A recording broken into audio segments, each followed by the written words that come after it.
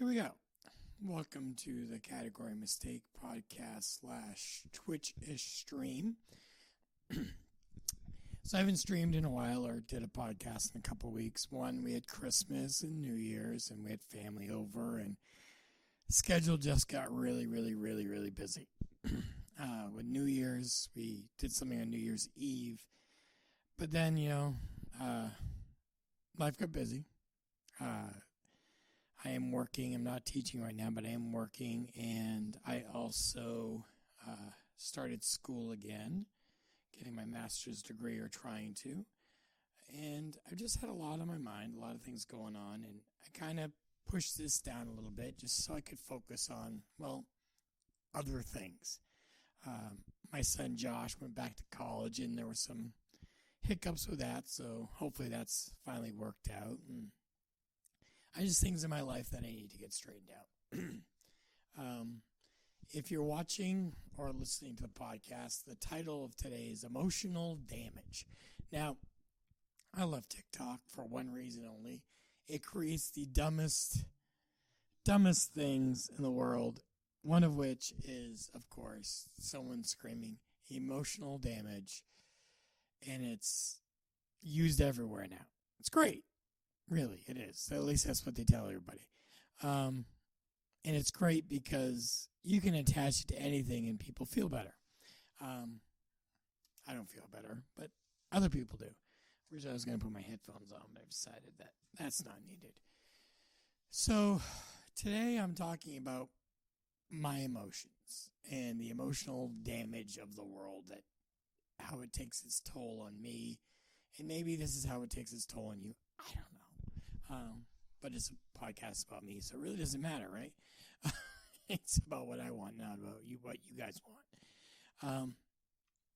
So the problem with me is that when people meet me, they think I am kind of a angry person. They also think that my care level's pretty low, and they also think that, I don't know. A lot of people think I'm mean when they first meet me. A lot of people think that I don't care. A lot of people think that I don't have a heart until they meet me for real. I do have a heart. I do have emotions. I do have compassion. Honestly, my heart, my compassion cause me more heartache than happiness. Sometimes it feels. It's because I get emotionally invested with people, with things that are important. I've always been under a weird thought that if something was worth my time, I needed to put all of myself into it. So I went in the Army and I put every ounce of being I had into it. When I had kids, I spent all of my time trying to make the world a better place for my kids, doing things, spending time with them, buying them things, going on trips, bending over backwards until my back snapped to make sure my kids had everything they could. And it's good. My kids most of the time like me. I think they all like me, and they understand me. But every time I've ever helped out my kids, it's been exhausting for me because I hold myself up to a standard for them that I can't honestly keep. I've gotten not just my children, but other people so used to a standard that to keep up with this standard, I would have to be Superman. And I'm not Superman. I'm not close to Superman. When I was in the Army, I spent a lot of time with people, and I would always just say yes. I'll do that. Yes, I'll do that. Yes, I'll do that. And it took away time from other things I could have done because I always wanted to make sure that everybody had the best of me they could. But they didn't. I wish they did sometimes, but they didn't. I also spent a lot of time, most of my life actually, trying to get my parents to see me as a success. Not just in money, not just in life, but with everything. I needed them to think that I succeeded, that I became what they wanted me to become. And it really hurt me also. I probably overdid my time with my children and smothered them a little bit because I knew the best thing for children was not to be left alone and set aside. They needed their parents to be in their life. Unfortunately, when you do that, it also makes it to where your children want time away from you. My voice sounds deeper than normal. Probably it is. I don't know. I don't have any voice effects on. But because of that, I smothered some of my children, some of which I'm still trying to deal with because I never left them alone. But that's because growing up, I kind of felt abandoned, so I wanted to do the opposite, right? That's what you're supposed to do, and da-da-da-da-da, right? You do the opposite of what you don't like. The problem with that is I'm not really good at happy medium. I went opposite to the point of,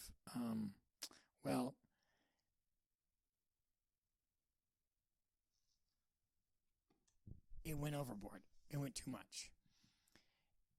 I got married, and when I got married, my parents had been divorced a few times each, and I said, you know what? I'm going to do everything to make my wife happy no matter what. And for years, it was probably tormenting on her because I would always tell her things she wanted to hear, not the actual truth, because God forbid I tell her the truth, because then she'll run away and then we'll get divorced and then I'll be miserable, and I don't want to be miserable. Again, just unfortunately the truth there. I wish I was wrong, but that's how I treated it. And I'm trying to get better at that, but some days are better than others. Work. I've always just worked and tried to be the best. I'm not really good at being not the best. So when I was a teacher, I'd work long hours. Why? Because I wanted to be the best. In the Army, I worked so I'd be the best. At Home Depot, I worked and I learned everything. Why? Because I wanted to be the best. Not because I wanted to go around showboating saying I'm amazing. Nope. I just felt like if I wasn't the best, people wouldn't accept me. People wouldn't accept me for who I was because I wasn't good enough.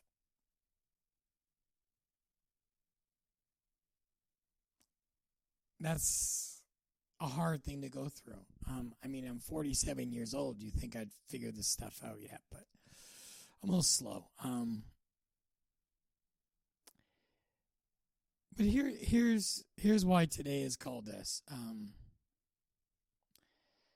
So about 22-ish years ago,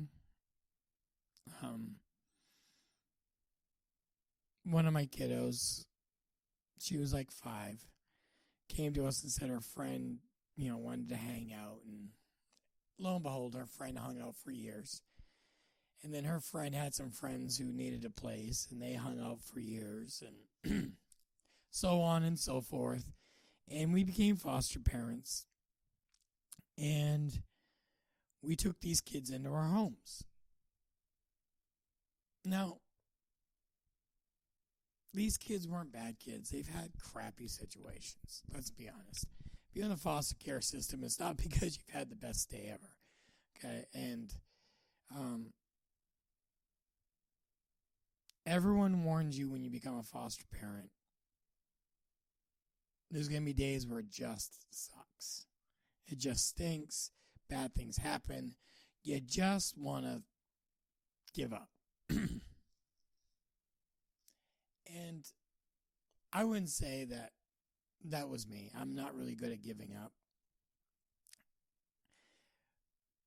But for years, we did foster care, and we've had some great kids. We've had some not so great kids. We've had kids that are still in our lives today. And every time when they've left to either go out back to mom and dad or go with their new adoptive family or go to get married, whenever they leave, I feel like I could have done more. I didn't try hard enough because, well, they're leaving. Now, the horrible part of this is some of them have left to be adopted by good homes. Some of them have left because they're an adult and they want to, go explore the world and be a good adult. But I always wanted them to do more. I wanted to do more and be more for them. And it's exhausting. So about 2015. I'll say 2015. My wife and I decided to give up our foster license. We had a kiddo, real rough. He was young, but real rough life. And one of our kids came to us and said, "Hey, I want to be selfish. I need you guys to be done." And we always told the kids that if they ever wanted us to be done, we'd be done. So we were done. Turned in our foster license. We kept in contact with the kiddos that still needed us, but they didn't, quote unquote, live with us. They had adoptive families that we just kind of helped out with a lot, and we still help out with today.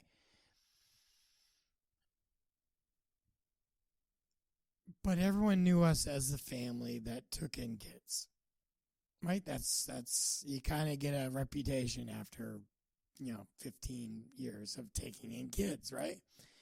And during that time, we we adopted 3 kids, 2 of which were adults, and one of which came to us in 2011 while I was deployed, and then we adopted her in 2012, and then we adopted one of my daughters.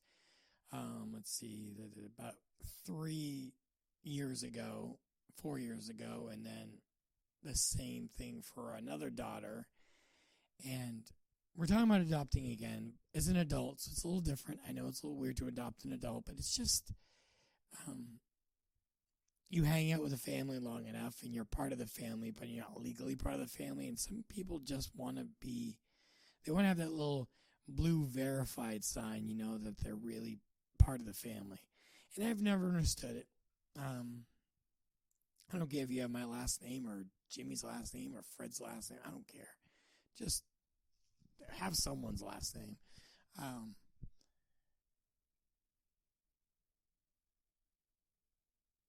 But I still had a hankering. I guess hankering's a word. I had a passion for helping kids still. And I taught for 3 years at a great school. The kids were good. Teacher that I worked with a lot, she's amazing. But what I was finding myself is I was addicted to trying to help all these kids. I was trying to take these kids' hurts, wants, and needs as my own. I was becoming too involved. So I got the opportunity to go back to school. So I left teaching. And I left teaching because I knew that if I went to school and taught at the same time, the kids would become more important than school and I would never finish school. Now, flash forward. We took in a kiddo. Why? Because we did. And first week of school started. And emotionally, I got attached to her. And I didn't do any schoolwork. I didn't do anything. I just took care of her. And because of that, I'm behind in school. My work schedule's all jacked up. My life is very emotionally raw. My family is gone without sleep. And it was a bad idea. But she's gone now. And I'm wondering why I feel guilty about it. I'm wondering why I can't not blame myself for her leaving. And it's funny because it's not my fault that she left. It's not my wife's fault that she left. But she's gone. And I feel like it's totally my fault. And it's not. Which is crazy to think of, you know. Blame yourself for something that you logically know, but your emotions take over.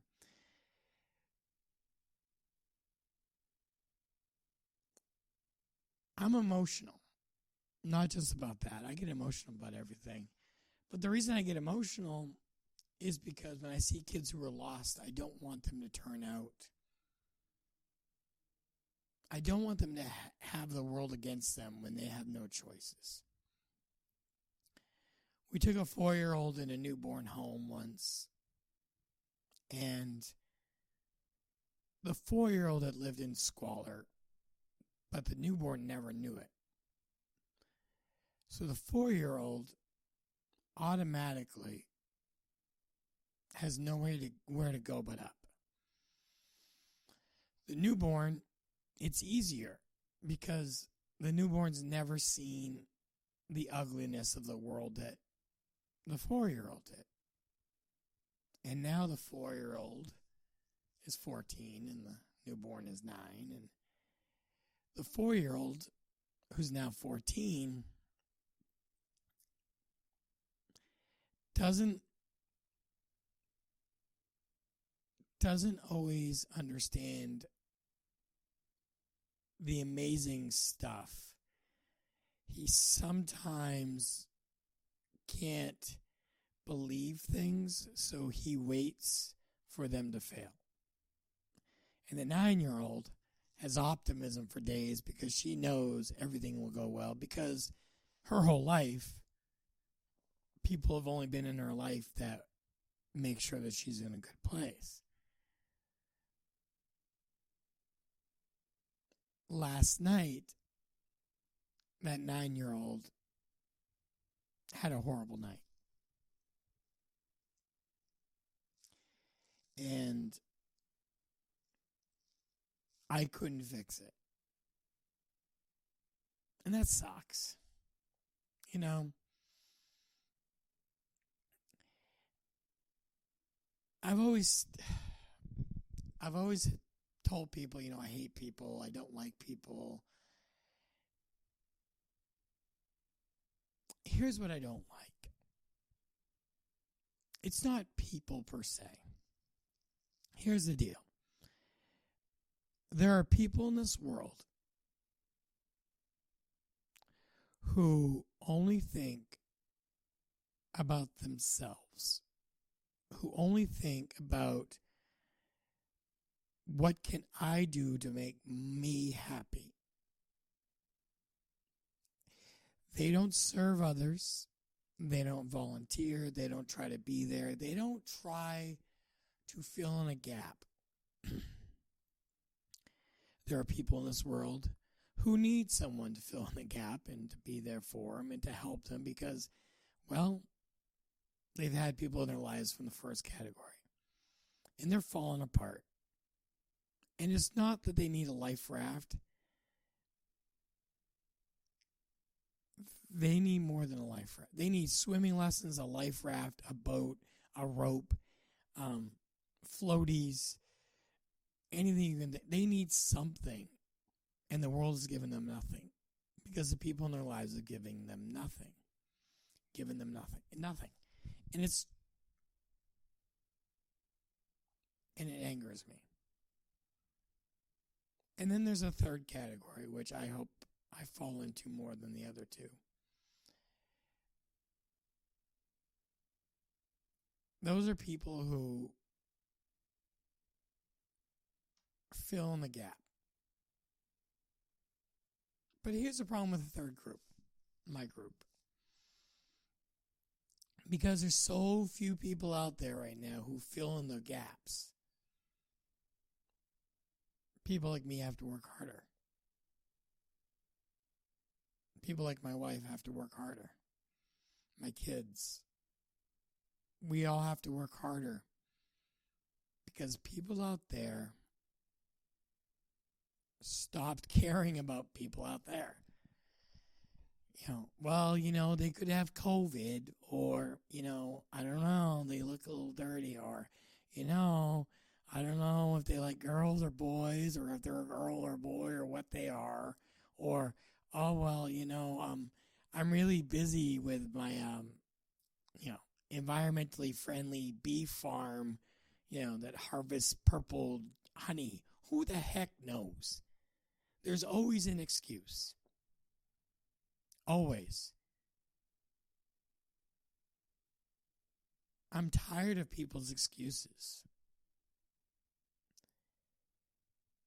I'm tired of thinking, and rightfully so, that people like me and my wife and others have to save the world because not everyone in the world cares or gives a rat's patootie about anybody else.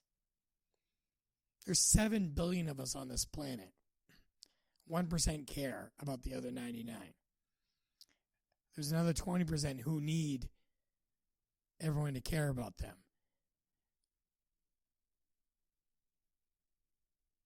That's 79% more people. That's 4 billion other people that can help others. It's closer to 5, but, we'll round down to make it less complicated. 4 billion people need to care about the other 3. And they don't. They don't care. And because of that, you have children who don't have parents. You have children whose parents are so bad that you question if maybe it is right to start giving licenses to have children, because these people are horrible. You have children that their parents have passed away. You have children whose parents have abandoned them. You have children whose parents are sick. And these children are being left in hospitals, group homes, for months. Months. Why? Because no one cares. No one gives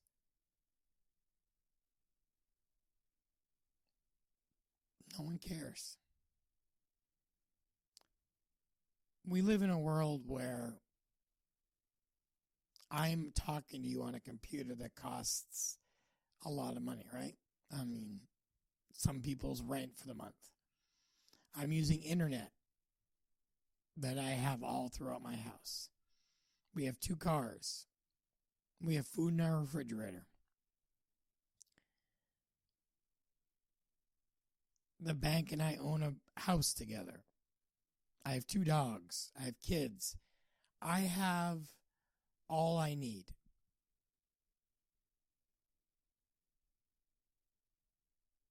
And most people do too.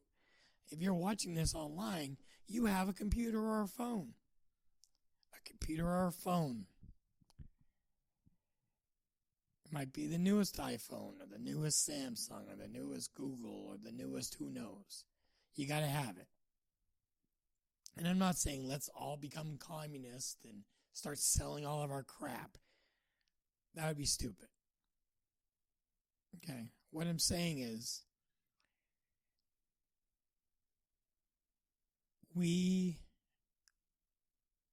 there needs to be more than there is for people who care.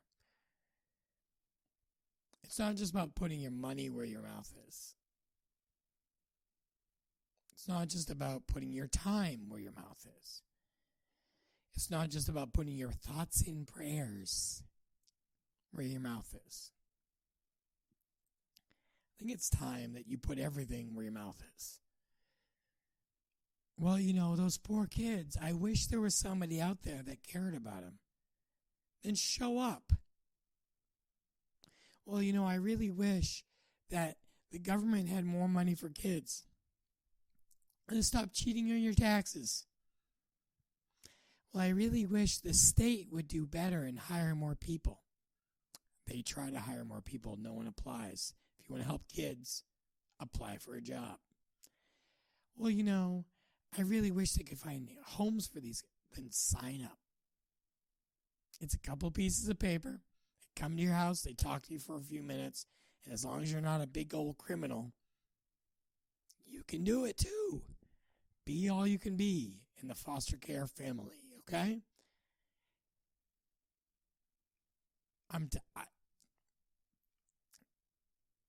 I look at foster care and kids who need homes, because not all kids who need homes are in foster care.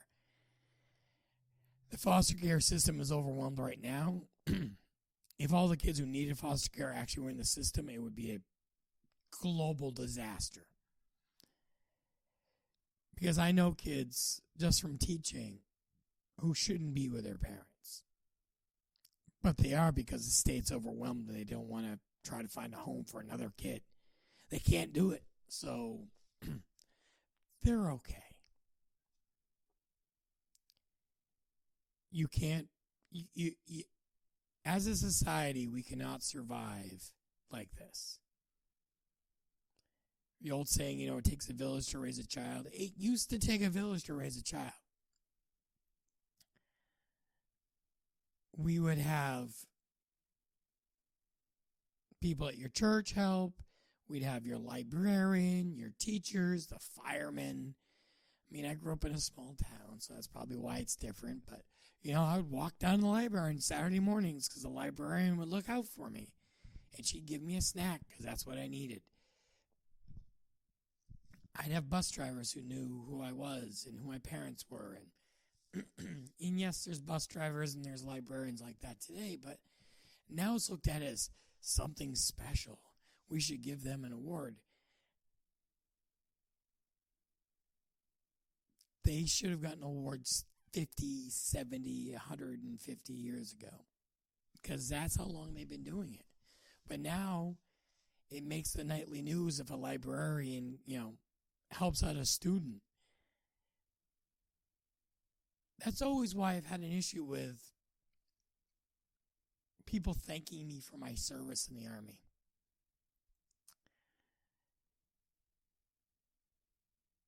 They thank me for my service. I didn't get drafted. I wasn't told by gunpoint, go join the Army, you're going to die. I joined on purpose. Twice.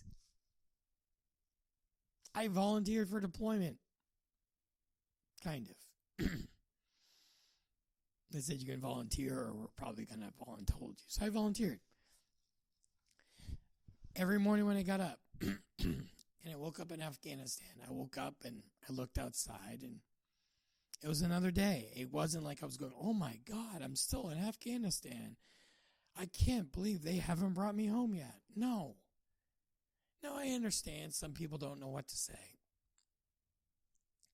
So they say, thank you for your service. Unmute.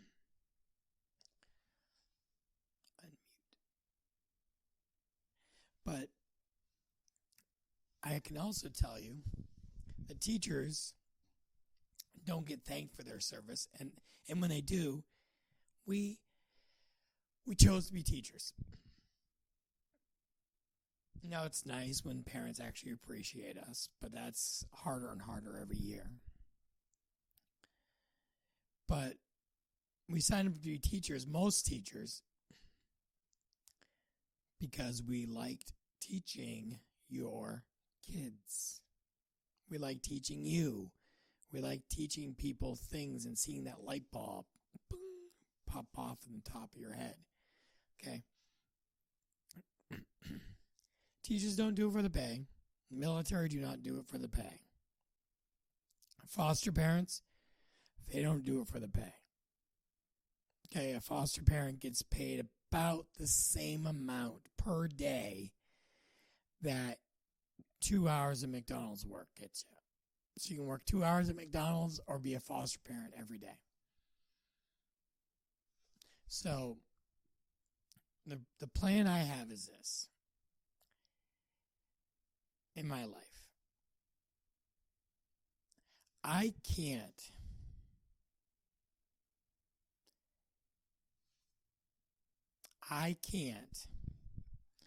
in good conscience be a foster parent right now. Can't.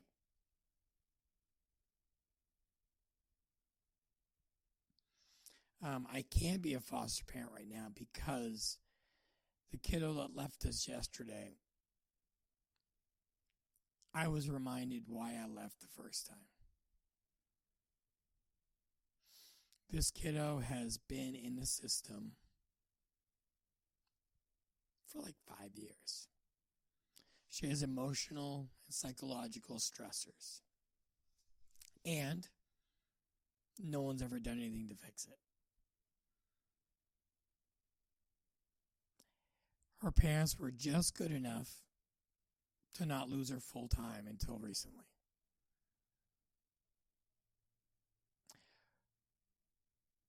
She has been abused, and I don't care. I'm saying she has been, and they're investigating, but who knows? She's been abused.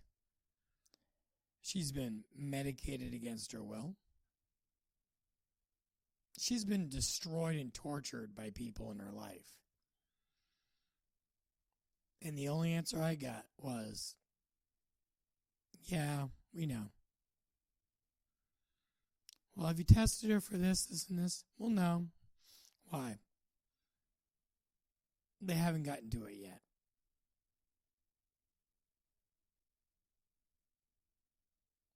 $5 years. COVID's been around for two. So COVID's been around for 2. She's been in the system for 5. Do the math. No one made her go to the doctor since she was 13. No one made her go to the dentist since she was 13. They just said it's fine. We'll deal with it later. And later and later. But here's the thing. I can't be a foster parent. I can't do it. I have paid my dues. I've done my time. This morning I came to the realization that the same thing I came to when I got out of the Army. Because when I got out of the Army, originally I'm like, I'm staying in. I'm going to do what I can. I gotta stay in. It's what I need. I need it. It was a drug. It was addicting. I had left foster parenting for a while, and then this situation came up as last minute emergency type deal. We're like, you know what, we can do it. It'll only be for a little while. We can do it. After 8 days, I can't do it.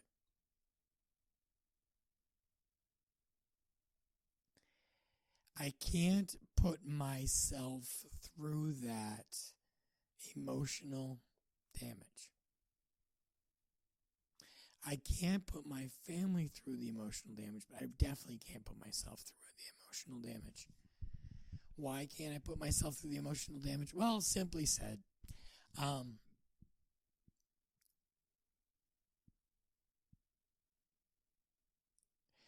we've had a lot of kids in our lives, over 50 of them. Okay? Some have been a day, some have been a month, some have been decades. And every one of those kids owns a little bit of this, my heart. Okay? Owns a little bit of my heart. And every time they get hurt, my heart breaks. Every time. Doesn't matter. It just hurts. Okay? And, well, last night was it. I've got nothing left. I can either give what I've got left to my wife and my kids and the kids who are still in my life, or I might be one of those people who end up just driving and not coming back. I can't take on anymore. I cannot deal with state and government bureaucracies and kids who they don't even have a chance. This girl that left us last night, she'll never have a normal life. 8 days with me was not going to give her a normal life, but I really wanted it to. That's what I wanted for all these kids in my life. I just wanted them to feel like they were wanted, loved, needed, and normal. I can't do that anymore. Because no matter how much these agencies and these states and these people tell me that they care, they don't. They can't. The kids are a number. They got to find them a home, keep them stable, and move on to the next kid. There's not enough caseworkers. There's not enough foster homes. But if you look at the money, all these agencies have money at the top, but nowhere else. You don't become a caseworker or a teacher or a military person for the money. You don't do it for the respect. You do it because you think you can do good. I can't do good anymore. I can't. I love my kids. All 9 of them. Plus the others. I love them all. And I thought I'd never say this, but I can't fit another kid into my life. I can fit my grandkids, but I can't do another child. And I don't know if I ever will be able to. Someone said to me and my wife, there's a special place in heaven for you guys. And this is what I said. I don't care if there's a special place in heaven for me. If I'm in the slums, I'm fine. I want to be up there. Because at least up there, it's peace. No pain, no sorrow, no anxiety, no heartbreak. I don't have to worry about if, kids are being taken care of properly. I don't have to worry about if kids have a warm place to be. All I have to care about is are these kids being loved and wanted? I don't have to care about that because God's going to love and want them. All I have to care about is enjoying time with kids. That's it. I don't have to worry about anything else. Because, let's be honest, God takes care of everything. I'm just going to show up. It's going to be great. Now, my wife, I bet she'll agree with me, but I haven't even asked her. I don't know what else to do about it. So today's kind of a heavy day. It really is. It's heavy because, well, after 22 plus years, the foster care system broke me. And I can either get up again, or I can just let the 10 count happen. And I'm not depressed about letting the 10 count happen. I'm really not. I had to tell the people that have this child that I can't take her back today. So it can't happen. And they're like, well, are you sure? Yes. Well, we can, no. Yes, I'm sure.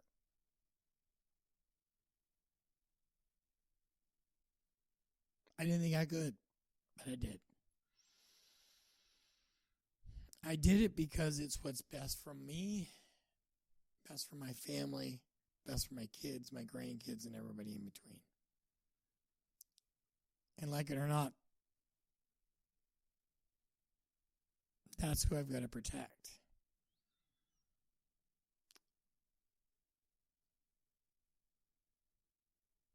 People out there, if you ever do watch this, I don't know if you will or not, or listen to this. Foster care isn't bad if you're a foster parent. It's hard. Mostly if you love kids a lot. It's hard. Be a respite person, which is like, take a child for a weekend or a school vacation. Try it out. Younger kids are easier. They don't have as much emotional damage as the older kids. Teenagers are hard.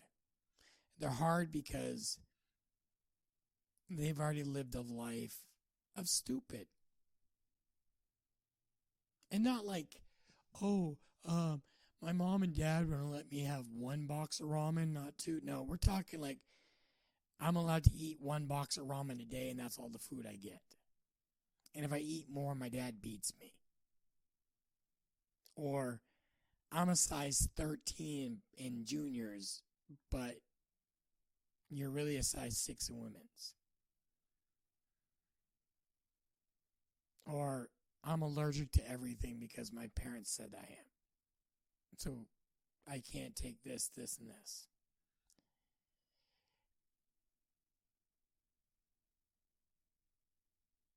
I don't like it.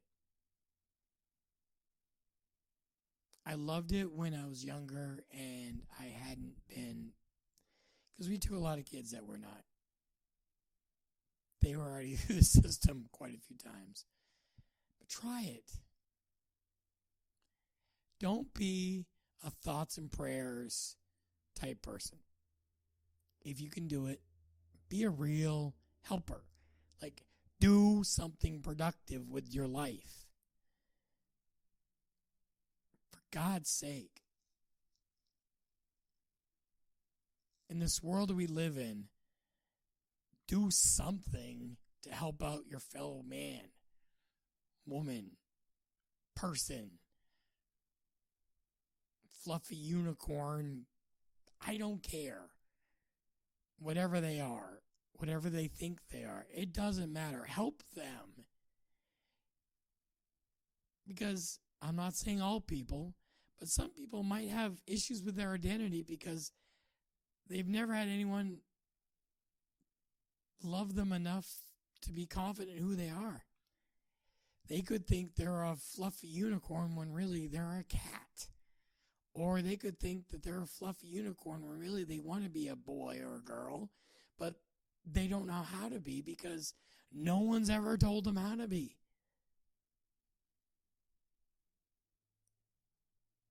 Don't be those people who say, well, the government needs to fix this, or private industry needs to fix this. No, get off your ass and fix it yourself. This isn't a football game. This isn't a freaking YouTube video or TikTok. that we can fix this in 30 seconds to 3 minutes. This is real life, people. There are thousands and thousands and thousands of children within probably 100 miles of you that have no place to call home tonight. The girl we had last went 48 days without going to school. Why? Because no one would bring her to school.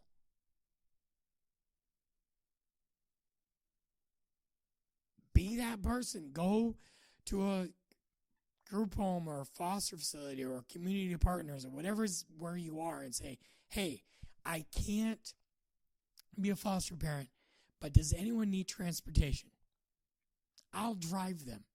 Does anyone need clothes? Does anyone need food? Does anyone need me to watch a child for a couple hours so they can go out with their husband or wife on a date? I'm there. Let me be there. If you can't do anything else, do that. If you're 80 years old, you can drive a car. If you still have your license to drive a car, you can drive someone to a doctor's appointment because they haven't been to the doctor's in 5 years. It's not that hard. Grow a pair and do something productive.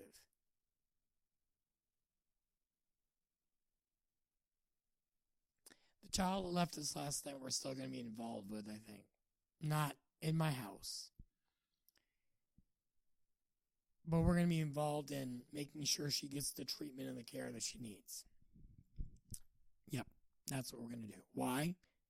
Because she needs treatment and care. It's not about, oh, well, she's no longer here, so I don't care, okay? No, I care.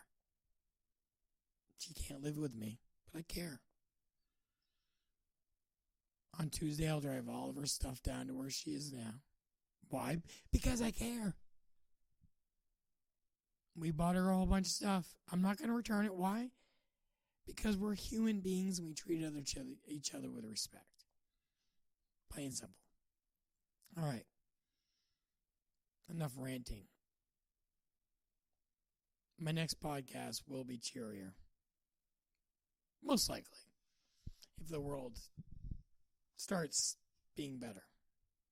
So maybe not. For the people on Twitch, I'll be right back. This has been the category mistake. I'm going to get back to my normal schedule. I'm going to get back to normal things. Today was just a day I needed to vent a little. So thank you for listening.